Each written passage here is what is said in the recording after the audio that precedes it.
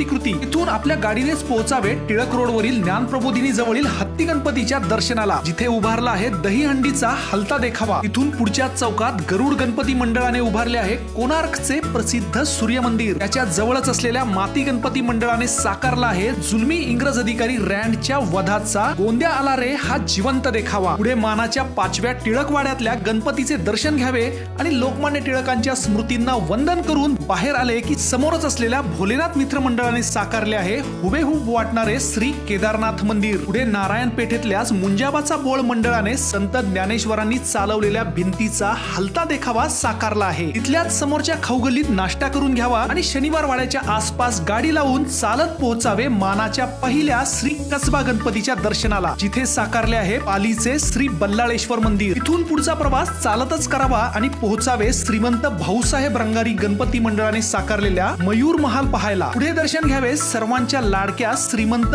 दगडूशेठ गणपतीचे। ह्यावेळी मंडळाने साकारले आहे केरळ मधल्या श्री पद्मनाभ मंदिराची भव्य प्रतिकृती। त्याच्याच मागे असलेल्या श्री बाबूगिनू मंडळाने साकारली आहे म्हैसूर पॅलेसची देखणी प्रतिकृती। इथूनच बाजूला असलेल्या अखिल मंडई मंडळाच्या सुंदर शारदा गणपतीचे दर्शन घ्यावे आणि पहावे त्यांनी साकारलेला कृष्णकुंज हा देखावा। बाजूलाच असलेल्या श्री जिलब्या मारुती मंडळाने उभारला आहे 12 ज्योतिर्लिंग दर्शनाचा देखावा। पुढे असलेल्या शनिपार ट्रस्ट मंडळाने साकारला आहे जलमय द्वारकाचा सुंदर आणि आकर्षक देखावा। त्यानंतर दर्शन घ्यावे मानाच्या 4थ्या श्री तुळशीबाग गणपतीचे, ज्यांनी साकारला आहे मयूर महाल। पुढे पोहोचावे बाजूलाच असलेल्या मानाच्या 3ऱ्या श्री गुरुजी तालीम